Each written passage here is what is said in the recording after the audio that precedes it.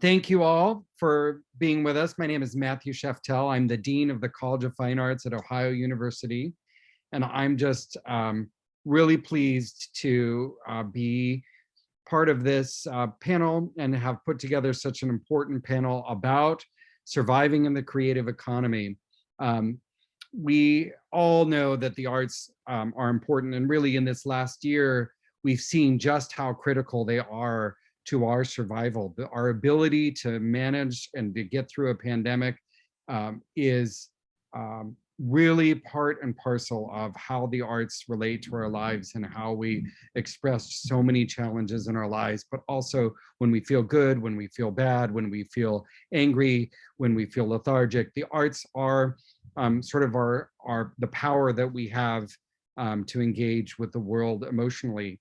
And what is amazing to me is how for so long we've imagined that there's only one way to be engaged in that process. And of course, that's never been true.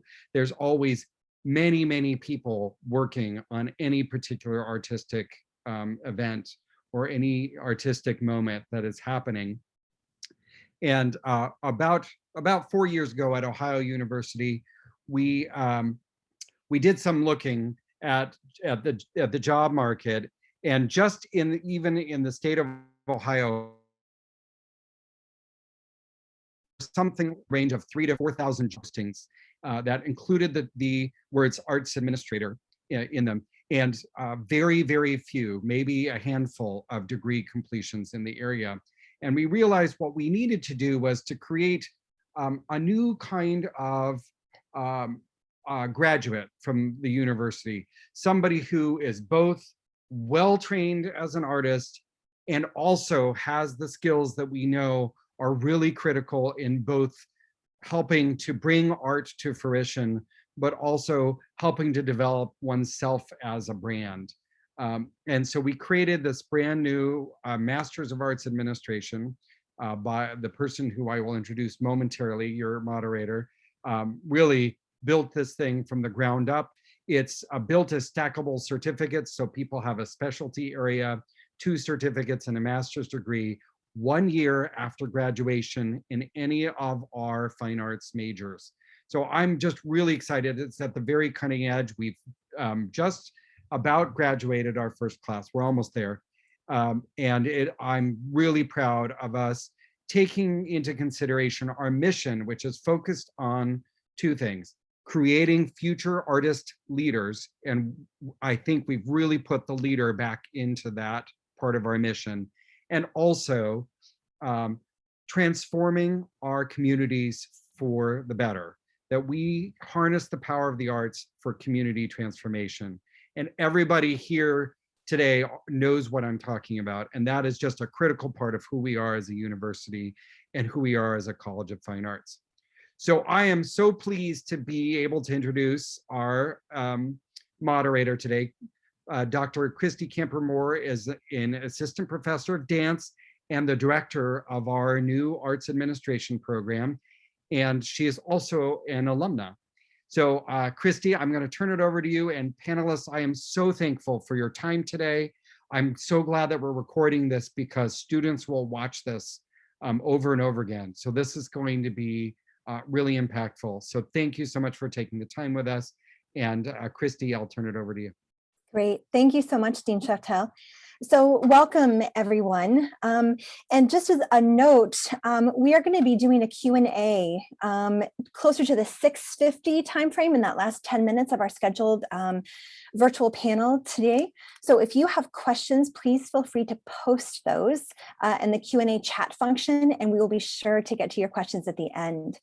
I'm going to spend just a couple of minutes contextualizing our time together and clarifying kind of what we're talking about, and then certainly introduce our panelists. So as Dean Sheftel was just talking about, this genesis of the new degree, the Master of Arts Administration degree, gave us an opportunity to rethink what it meant to be an arts administrator, not just as artists, working artists, but as teachers who were arts teachers in public schools writing grants.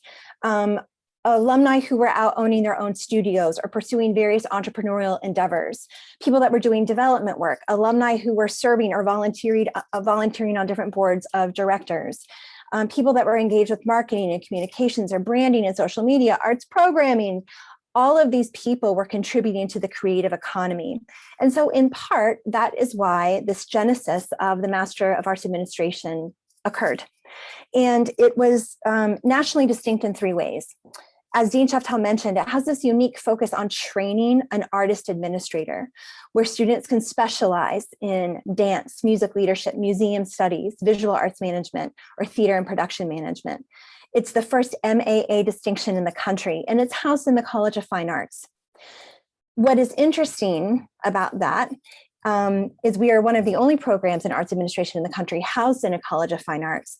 But it is also kind of why this panel, the genesis of this panel came to be, because we know that there are many alumni across Ohio University who did not graduate specifically from a College of Fine Arts, maybe don't have training specifically as an artist, and yet are so meaningfully and impactfully plugged into roles as arts administrators, both in educational sectors and in executive leadership. So our panelists today are working in theater, music, opera, nonprofit organizations, museums, and the K-12 sector, and all experts in their field and alumna of the university. They're going to share their backgrounds and career arcs and how they've kind of informed this sense of creative and cultural economy. So each of you who attended should be able to see and read their provided mini biographies, but I'm just going to briefly introduce them and ask them to give a wave. So Sana Solomon is the executive director of Boho Theater in Chicago. Kathleen Dean is the executive assistant to the general director of the Washington National Opera at the Kennedy Center. Carol Cadu is the incoming executive director of the National Society of the Colonial Dames of America and the Dumbarton House Museum. And then we also have Shannon Fish joining us. Shannon is a teacher in the Lancaster City Schools for over 18 years, where she also serves as the K-12 Visual Arts Department coordinator. So we want to welcome each of them, thank them for both sharing their time and expertise, but also just like celebrate that we're all alumna here together, giving back to our community in meaningful ways. We're going to launch into some questions, and I want to frame just a couple of terms for our attendees in the panel who might be thinking, what is the creative economy and why does it matter? So very briefly, the creative economy, it's really kind of hard to define, right? There's no standard or singularly accepted definition, but it really is thought about as the income earning potential of creative activities, but also ideas. So it can encompass actual careers in the arts, photography, graphic design, fashion design, films, architecture, theater, music, etc. And we know that in 2015, the arts and culture sector jobs in America accounted for over 3% of all US jobs. So more than 4.9 million jobs in 2015 were based in this kind of creative economy focus. And we know that that posed challenges pre-pandemic, with digital access, the proliferation of online forms.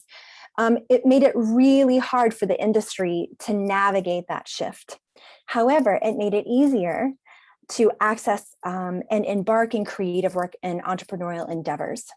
But that increase in competition in a digital space for live audience also has really increased our potential to think about how we access programming and performances.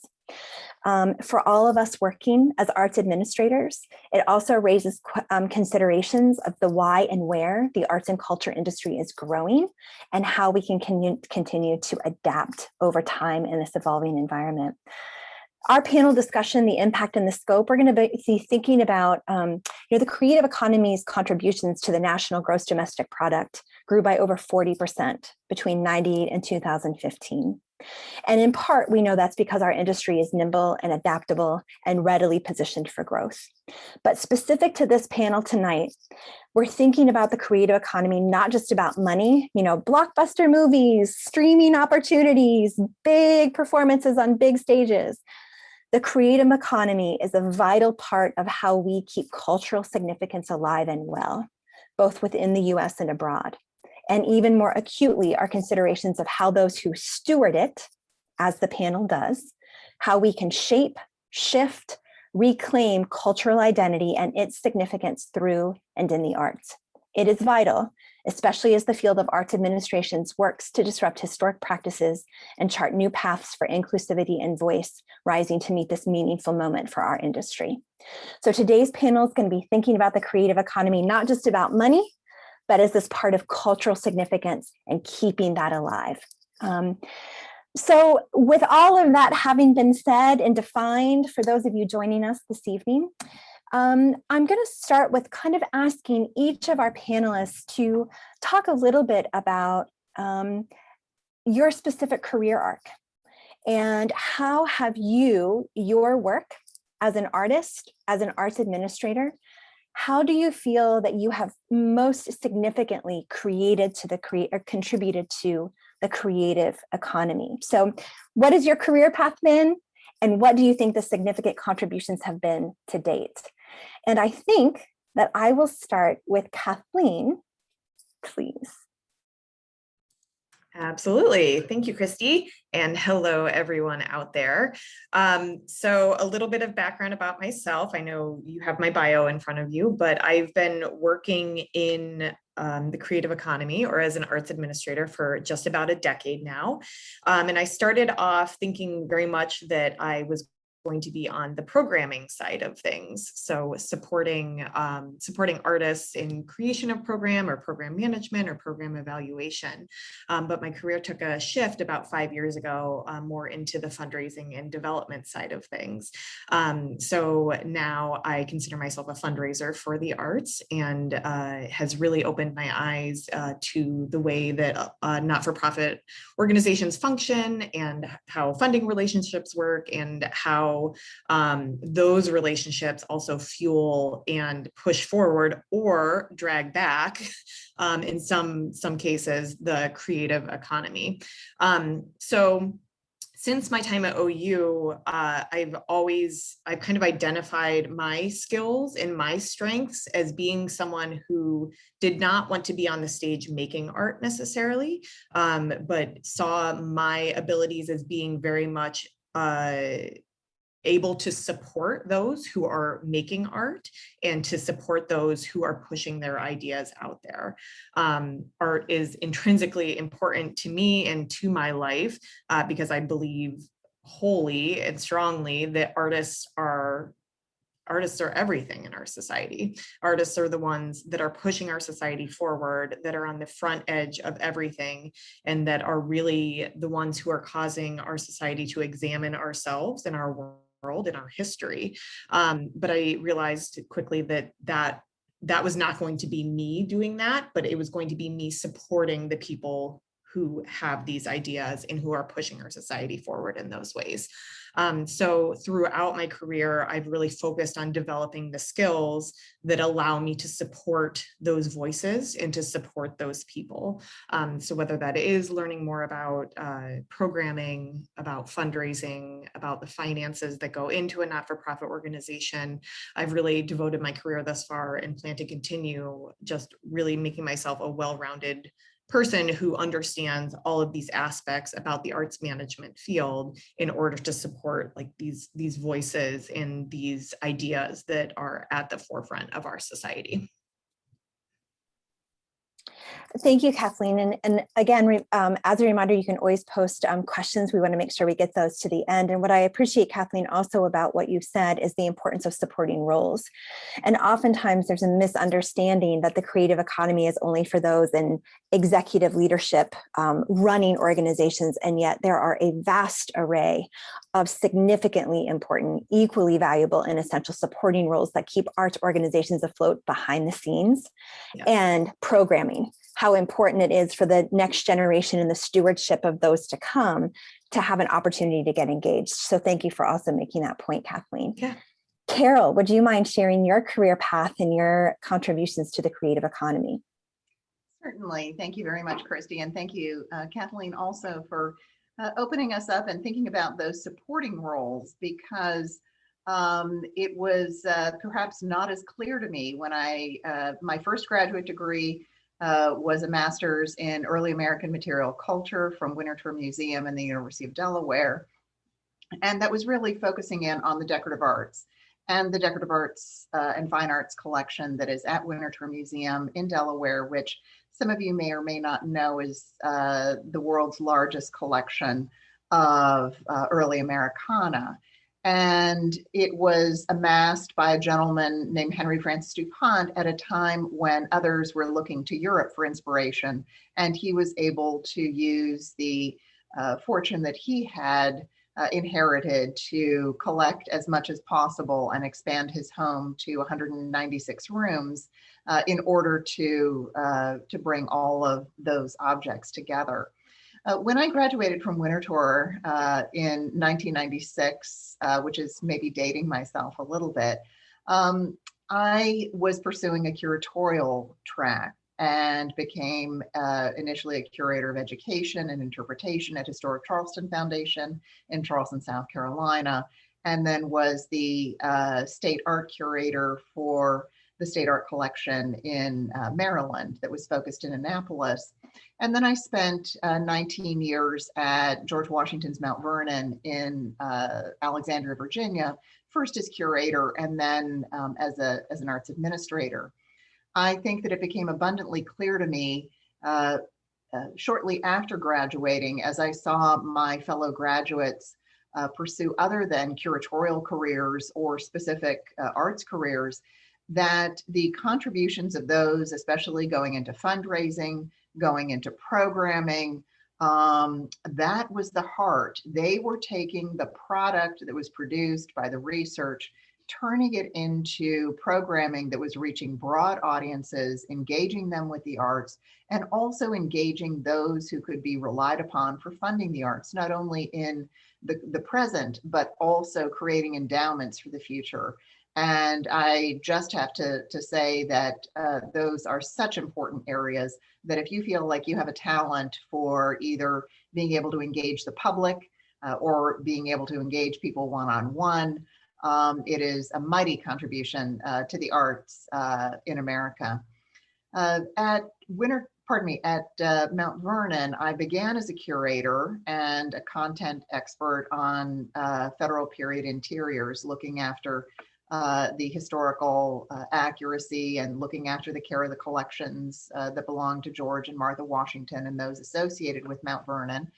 But I think that through a series of retirements, the executive director asked for me to take on increasing roles. And for me at the time, I was starting a family.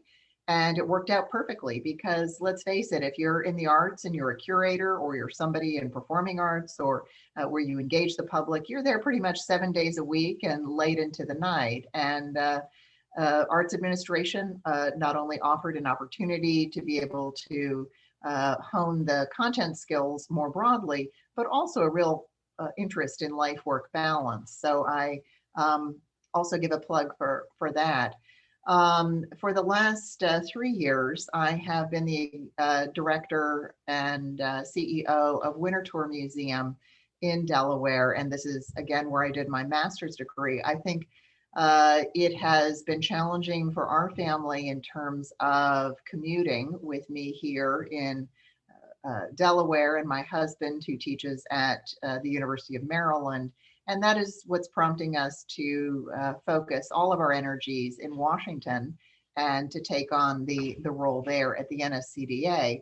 But what I can say, especially about contributions and where I think it has been very vital for contributions that I have seen developing, especially during the COVID 18, 19 months that we've had these last several months, is that the AAMD, the Association of Art Museum Directors, of which I've been a part, and then also the nonprofits, the Delaware Alliance of Nonprofits Administration here in Delaware, others, it has been remarkable to see the impact that all of these organizations are tallying, whether it's just the under $10 million that you can say the arts and culture sector has contributed or does contribute annually to the small state of Delaware, or when you look at it on a national scale, the arts and culture sector contributes mightily, not only just intellectually, but also to that creative economy. And it has been remarkable, I think, the way in which the arts have spoken, and all of the audiences and all of those organizations have been able to pivot successfully during a time of COVID to keep people engaged. And I think we will continue to see the increased relevance that has been demonstrated by our arts organizations. And I look forward to working in my new role to make certain that that relevance continues throughout the post-pandemic world. Excellent. Thanks, Carolyn. And I also appreciated your mentioning of how we can think about the economy, right? When we think about the creative economy, we can look at the national level. We can certainly look at the states where our organizations are, and we can certainly look at local impact. And each of us have a role in thinking about the economy at each of those levels, or where we fit in and support that work. And it also, when you were talking about endowments and fundraising, you know, there's a really big push right now in arts administration to kind of upend this model of how do we fundraise, how the three big A's I talk a lot about, accountability, affordability, and accessibility, and how these are all real priorities for us stewarding the field. So Carol, thank you very much. For those of you that might have just joined the discussion, we're going through each of our panelists and asking them just to give us a snapshot of their career arcs and how that has perhaps contributed to the creative economy. So Shannon, would you mind going next? Sure. Thank you, Christy. And thank you to all of you who've joined us this evening. I know it's probably an echo at this point, but we all do feel that way. So I started at OU with a bachelor's in art education. And at the time, there was this poll between the College of Fine Arts and the Patton College of Education. And it's like you were the child that got passed back and forth between the parents. And so they offered it as a Bachelor of Fine Arts, but the literally same thing was a Bachelor of Science in Education. Even though it's all art education. And so I ended up with a Bachelor of Science in art education. But like I said, it was kind of between the two colleges. So I then in 2007, after teaching for several years and kind of naturally fell into leadership roles as I, grew as a young teacher, went back and got a master's degree in educational leadership and administration. So I could have a principal's license here in Ohio, but that was because we didn't have an arts administration program. And the more I hear about this, I'm like, man, that would have been really cool. So to kind of use my art education degree and then this administrative degree kind of puts that together in the educational field. So I do teach high school grades 9 through 12, sometimes in the room all at the same time, and it's visual art. So we're talking the actual hands-on, working on digital things, painting, ceramics, drawing, but really what we teach are creative thinking skills and collaboration skills, and that the communication through a visual means. And then, for me, as I keep going in education, I've been a member of the Ohio Art Education Association, as well as the national one, but specifically with OAEA.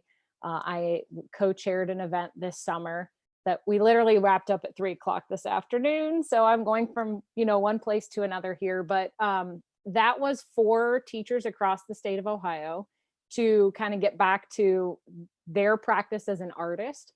And it's a little bit where Carol was talking about that balance between, family and work. Art teachers have the education piece, but you have to balance out the artist part.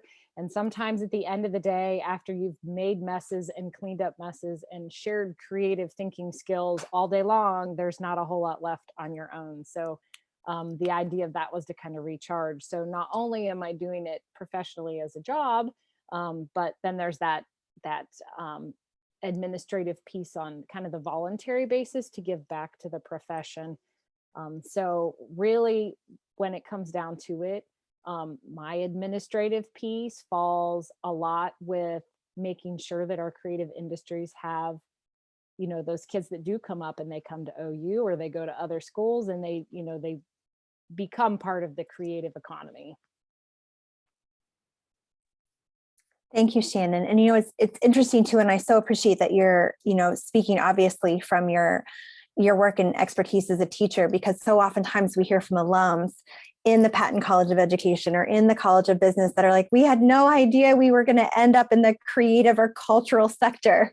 And they're surprised to learn that they're actually doing arts administrative work, or they are contributing to the creative economy in the way that they are stewarding programs or serving their communities in different ways. And so I hope that those of you that are attending are also perhaps your wheels are turning a little bit about, oh, giving yourself credit for the ways you perhaps are also shaping the sector where you are. Sana. It's so lovely to hear from everyone first, and then kind of, I guess, give my piece. I really enjoyed, I think I'll touch eventually on some things, but I think most people would consider me in that career arc of like emerging arts administrator. I graduated OU with a BFA in acting, and I just loved organizing things and loved art, obviously. And so it's almost been a year in this role as an executive director at Boho Theater, but like I look back on like some of the jobs I had to take and then the jobs I wanted to take, and all of it did have that eye on, you know, organizing things, on building something a little bit broader than like what originally was presented. And so that's been fun. And I don't think I ever really knew that I wanted to be an arts administrator. I knew that I liked art. Obviously I liked theater a lot. I loved being able to be around people.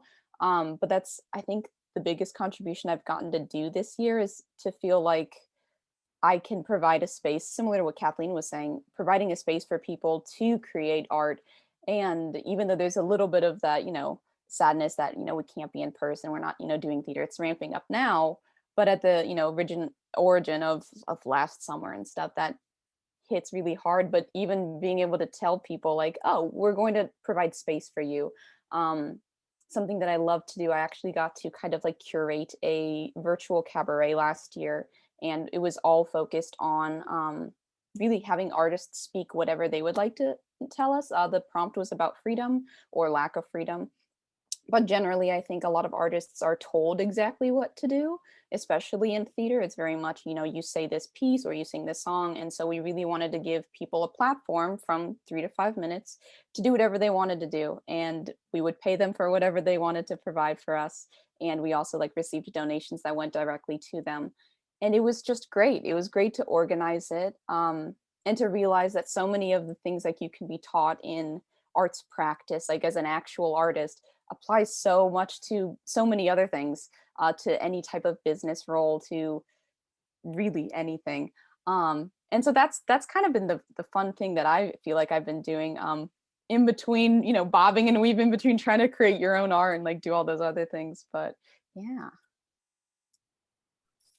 Thanks, Sana. And I love that you brought us back to the importance, the centrality of relationships and rapport, and how important that is to not only who are we giving voice to, but examining who are we leaving out, who is constantly in the margins and at the periphery, and how do we be more responsive to that? And so now that we've kind of heard from each of our panelists, and I love that we have, you know, music and museums and visual arts and theater and dance all represented. I love that so many of the sectors are represented here. And now we're going to kind of just open it up more in terms of, I'm going to ask the question, and then whoever feels like they want to jump in and respond will be a little bit more spontaneous with who is responding. So we know that the creative economy has the potential to both address social perspectives and movements, right? Rising to meet the moment, and to generate real money, real dollars, right? So it's no surprise that the creative economy continues to gain well-deserved attention. You know, how do we fit in? What are we doing? And so what are we as arts administrators, or having roles in the perpetuation of the arts, right? What is the field doing well to advance the work? And what are we not doing so well?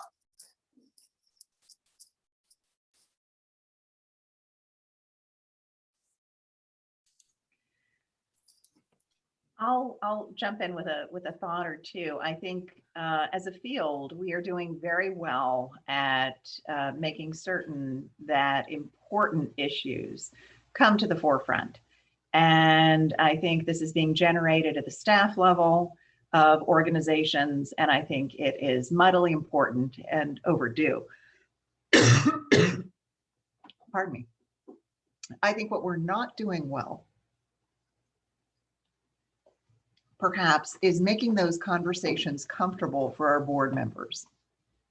And I say this not only thinking as an executive director, but also thinking of different boards that I sit on and watching people react to conversations, specifically conversations that have occurred within the last year that have been very important. And I think we're very good at pushing the envelope. We were good before a year ago, but I think one of the things that we need to do better is to create a way in which we can bring our boards along by not necessarily hitting them very, very strongly with the direction in which we need the arts to go sometimes. And I'm speaking with respect, of course, to museum boards, but to bring them along slowly and introduce that there is change that needs to happen over time. It's boards, museum boards are by nature very, very conservative, very, very resistant to change. It's our responsibility to, whether it's a museum board or another board that is populated by those who have been brought on because of their great funding capacity for the arts, that we bring them along into the narrative and introduce it in a way that feels comfortable for them, so that they are not afraid of the change and they will embrace it as we move forward. And I think that's something that we could be doing a little bit better.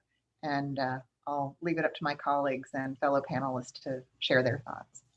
Yeah, if I may, I'd love to respond to that a little bit, Carol. So I work at Washington National Opera, and I don't know because I've never worked with a board of a museum before, but I'm guessing there's some similarities between board members who sit on opera boards and board members who sit on museum boards. But we are also engaged in this conversation, both on a staff level and more broadly with our board. But I wanted to raise something that my organization, Washington National Opera, has done over the past couple of years, and we put out a new strategic plan that was actually board ratified just before the pandemic hit. And there were 4 main areas in our strategic plan. And the first of those was artistic excellence. The second of those was artistic citizenship. And this was a really, really interesting conversation that we had organizationally and with our board. What is artistic citizenship? And in a lot of ways, it's what we're talking about in this panel. It's the ways in which artists contribute to their community. It's the ways in which artists bring ideas forward, in which they present their ideas. And of course, that causes all sorts of interesting conversations when we're talking about artistic citizenship, about programming. What are we choosing to put on the stage? How are we choosing to interact with funders? Are we talking about ourselves in a certain way? What are our priorities in our community? So using the lens of artistic citizenship has really helped my organization be able to focus on conversations and on moving the organization forward, kind of like what I talked about a little bit earlier. Like, I really feel like the arts push our society forward. Viewing this artistic citizenship lens has helped us as an organization facilitate those conversations, and to be able to do that with a little bit more ease. So anyways, I just present that as a way that my organization has kind of moved that along. I love that. Not to make anything super negative, I think the arts are doing plenty of great things. And I think we are always getting to a place where we can do better. And I think there are so many things we can pat ourselves on the back with, but something that we've been focusing on in Boho. So we are a non-union storefront theater in Chicago. So a lot of the people that we're working with are either emerging artists in the sense of that they've just moved to the city, or this is their first opportunity to be on a stage. And so the rates that we're obviously paying them, we are trying to pay them as much as we can, but generally it is not those Broadway stipends that you're seeing where it's, close to $2,000 a week or something of that size. We don't have that capacity. But something that we've been really thinking about is like this idea that our budget is our own moral document. So the things that we are putting our money towards speaks generally greater than what we post on Instagram or what a newsletter might say. And I think if you really start to focus on, of course, I love theater, I love spectacle. I think that's always like necessary to have that entertainment. But also if you're trying to focus on the artist, I think one of the best ways you can is to pay them what you think they're worth. And I think that also kind of disrupts the idea that artists just do the art because they love to do it and they don't deserve to be paid what someone else might get paid, because it's fun, just because it feels like you have to do it because you have just been chosen or your soul has to do it, doesn't mean that you shouldn't be compensated for the degree that you got or all of the amount of time and effort you've put into this.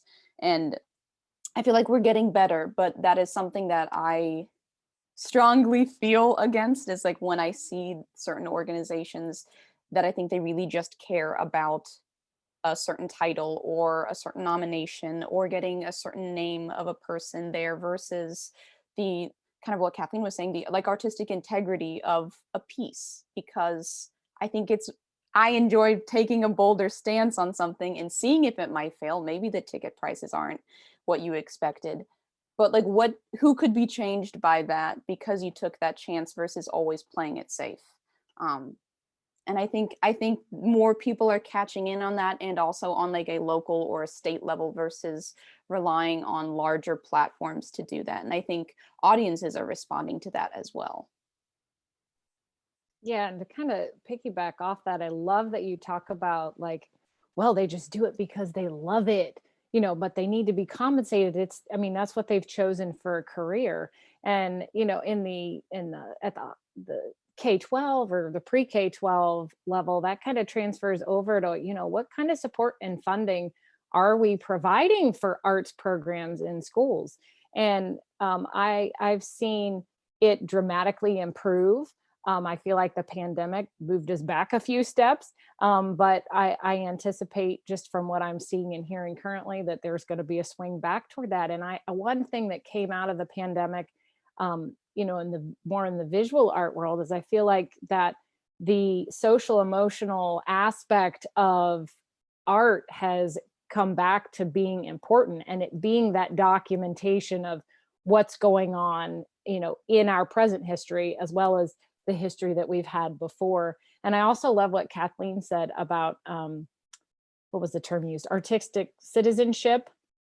I'm going to use that. It's when we work with kids, and especially at the high school level, those high schoolers feel like, I've heard from a lot of you about like, I kind of do what I want because it's what feels good, right? But there are things to consider, because what you're putting out there, it will influence somebody, so are you influencing them the way that you intend to? And that's where, Carol, with her history background, talked about that, and, dealing with boards. And, obviously K-12, we don't necessarily have like a sitting board, but we definitely have our school board. We have our stakeholders, which are the taxpayers who are paying, they're paying my salary, so you have to consider how you affect change within their framework, because if they're paying your bills and, you're not jiving with the way they think about things, you have to be a little gentle in how you bring those along. So that's a little bit different perspective, but definitely we all say similar things on that, I think. When we're talking about thriving in the creative economy, we can look at it from a personal lens. Artists who are able to work full time and make a living in their art. That's one way of thinking about how we personally thrive. We can think about it within our organizations, how our organizations thriving in the creative economy. We through both of those lenses, there's this push-pull of what feels good as the status quo and what feels like we have to disrupt. What feels actionable? Like, where do we go from here? How do we do that with all the stakeholders that we have to manage? We know that there's a big push, especially in the nonprofit sector, to really take a hard look at board structure and governance. Who has a seat at the table? Who has voice? Who are making these decisions? When money used to buy you seats, how do we think about that moving forward? How does that shift an organization into a thriving organization if the board might have been stagnant? So interesting to think about that work and those definitions. And I'm wondering if we could talk a little bit about barriers and challenges and next steps, right? So, as we think about, what we're all talking about, in order for us to thrive personally as artists, as arts administrators, for our organizations to really move forward in meaningful ways and move our organizations forward, there's really these ongoing conversations around accountability, accessibility, and affordability. And so what are some barriers or challenges or best next steps as you see it to shift us to thriving again, or thriving in new ways? And again, I'm just going to open it up to whatever panel member wants to begin with a response. I'm going to try and hit two birds with one stone, because I'm looking at Olivia had put in a point about living wages for artists, and how do you talk to donors and grant makers about how do you shift that priority and bring them along for that conversation? And that is generally the biggest setback, is money. It's interesting because the company that I've only been with for about a year now, I've actually worked with them as an artist twice. And that's half the reason why I really liked them, is because they treated everyone very much like everyone was important, even though I was an ensemble member or I was an understudy. But that is something that we try to talk to our donors about. Recently, my position last year was the first paid position that they'd ever had. And it is still part-time, but before that it was all volunteer for 16 years. And that led to so much burnout, as someone would expect, because you're putting in so much time and effort, again, to something you love. But if you're not feeling rewarded in certain ways, you're gonna have to, take on other things. And it's hard. It really has been about, obviously, grants, trying to show people what we're doing. But I also, maybe this isn't the best business mindset, but I also firmly believe that, like, if we ever had to shut our doors because we were paying people what we thought they were worth, I would be completely okay with that. Because I think that legacy and like that personal integrity, for me at least, lives on past the idea of, we can only pay you for a full-on run. We can pay you $350, right? As opposed to, we're making steps. Maybe we're going to try to increase it $25 more. Or with the cabaret that we got to do, we paid them $50 for just submitting a video, which is kind of generally for someone, maybe that's just nice. And then they got back, through all of the donations, there were 17 artists, they got, I think, an additional like $70 just through splitting up all the donations.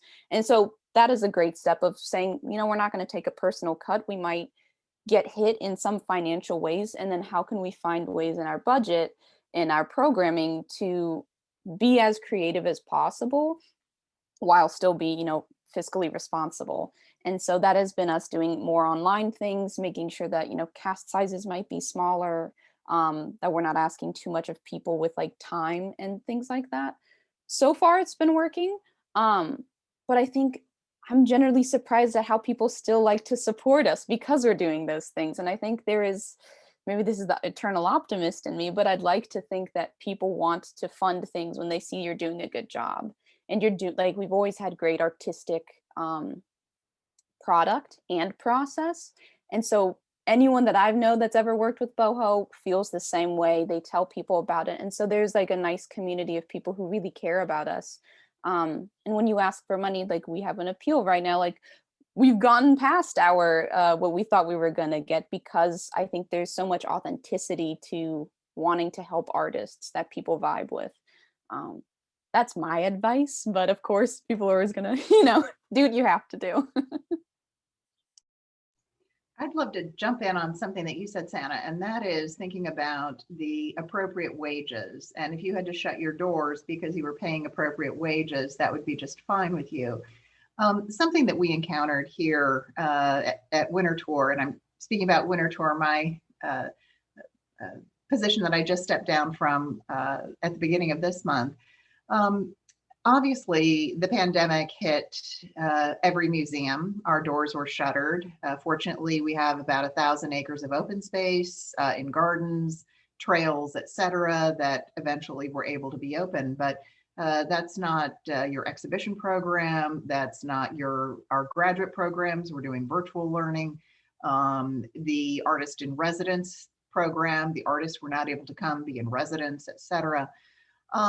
It really offered an opportunity to look at, and I would say, I did not mention it earlier, but in 2019, I went back to school as I was making the shift from being a content person to being an administrator and a museum director, in getting my MBA from Ohio University through the PMBA program that has the part virtual component, part in situ residency program that's in Dublin, Ohio. A marvelous program. But of course, that's learning from the for-profit world, which I think there are many, many ways in which we as those in the arts can learn from the for-profit world, what they've done very well. And I think that's also what this arts administration degree is aiming to do. And as Shannon mentioned, something that I think we wish had been invented 10 years ago. But the thought that you can do many things, organizations are always encouraged to grow, to expand. Obviously, we all want to diversify our audiences, reach more people. But there's also a way that you can do that very well by focusing on what your core strengths are. And instead of, I think many museums and art organizations have tried to grow very quickly and not expand their budget exponentially, means that wages have come down. The increase of people that are interested in the arts means that you can hire at a lower level, or I mean at a lower salary. So how is it incumbent then upon us as arts administrators to say, listen, let's do a few things very well. And what we did during the pandemic is our HR director and I worked on a salary survey that looked at equitable wages across the institution, that looked at trying to have parity across all divisions, and let's increase wages where we see it is necessary. And in order to do that, we might need to lose some other positions that are either antiquated or are not creating that return towards our core mission that we might have wanted. And those are hard decisions to make. But I think it can allow the arts to thrive, because it does allow people to enter into museums or other arts institutions that are focused on their mission and that are paying wages that are living wages that can encourage people to continue in the arts. So just wanted to pick up on that, what you said, Santa. I thought it was a very valiant point.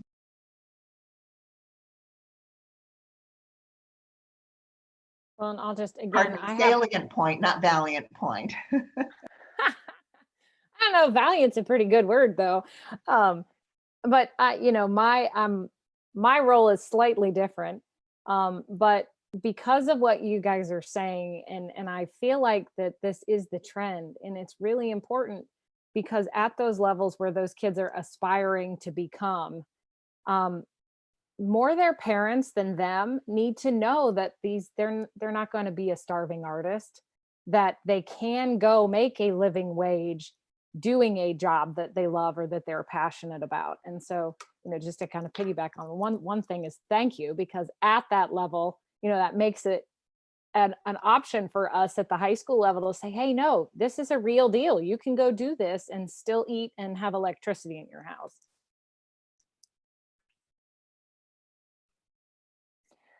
Yeah, I know. I love what you just said there, Shannon, because it also keeps our focus on there's a difference between working and thriving. And just because we're working in the creative or culture sector doesn't mean we're thriving, doesn't mean our organizations are thriving, doesn't mean we're moving them forward or advancing the core mission, as Carol was just talking about. It doesn't mean our strategic mission and priorities are really aligned with what is best for the communities that we serve.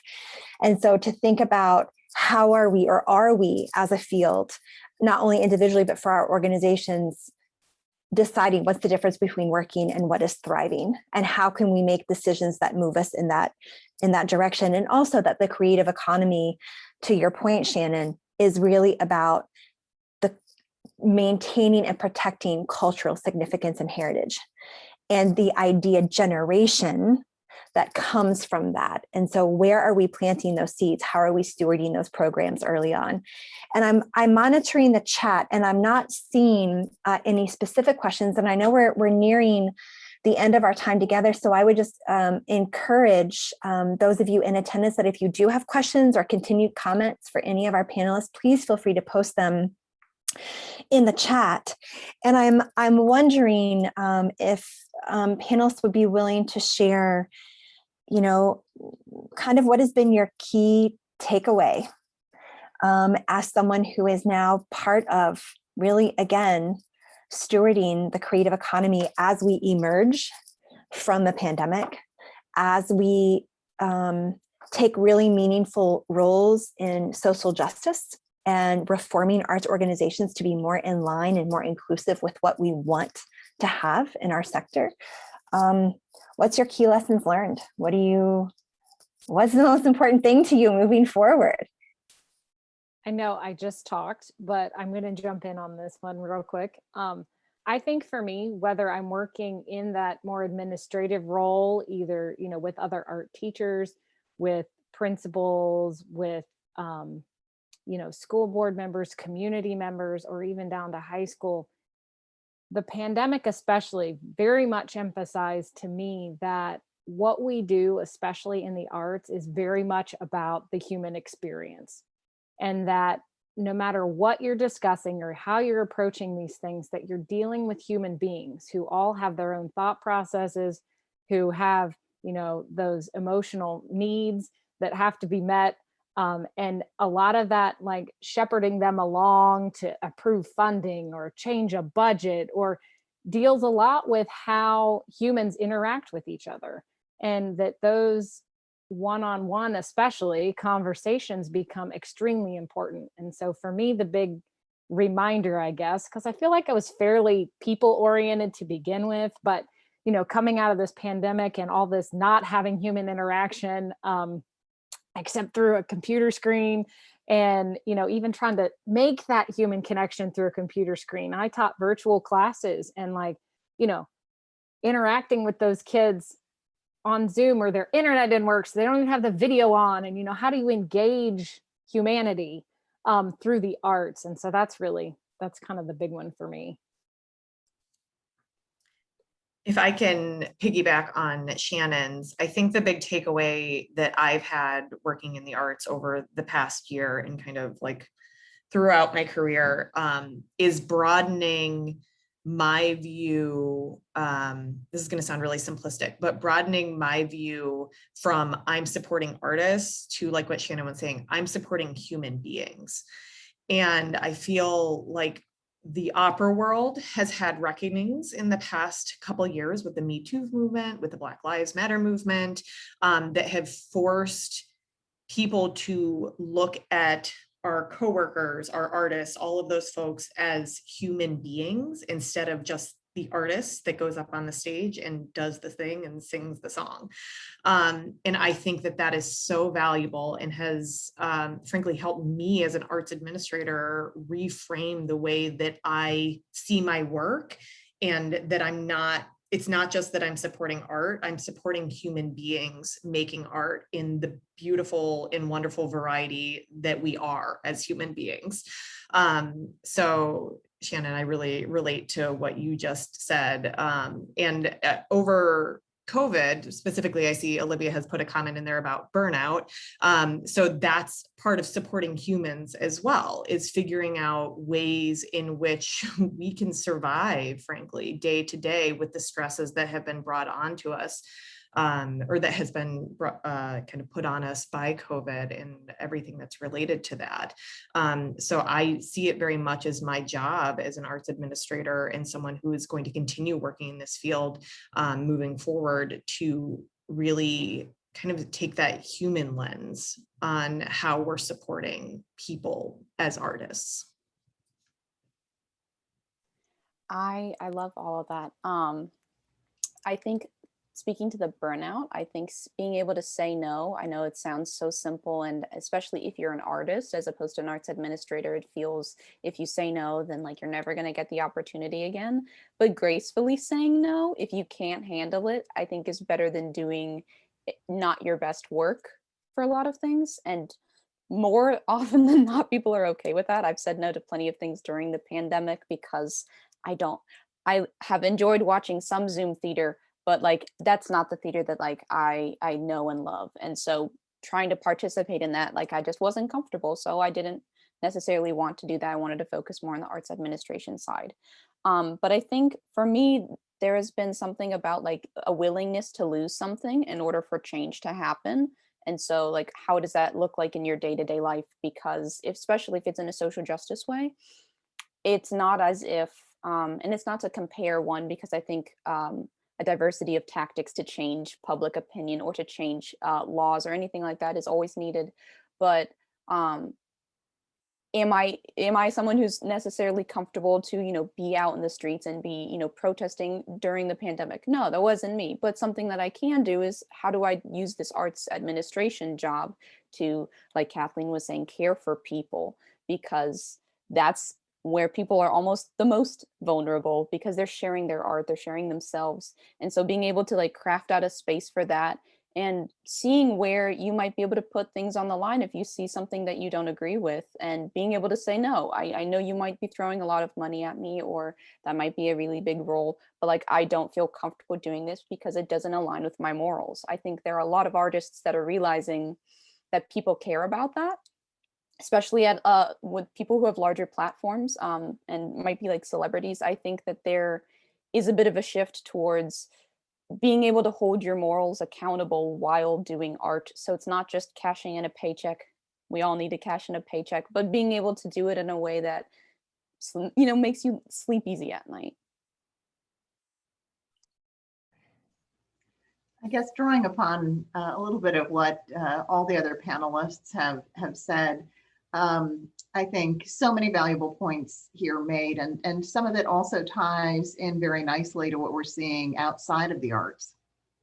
And that's where I would just suggest that we need to think about, sorry, my allergies have been acting up today. One of the things that we can do, I think, regardless of what our role is, or whether we're in administration, or whether we are artists, art historians, art lovers, is to look to the broader economy and to take our lessons from there. And it's something that I have found very, very helpful, particularly in the pandemic. I mentioned to a couple people the name of Gary Burnison. He's the CEO of Korn Ferry, a large recruitment firm that happens to be the firm that recruited me for the Winterthur position.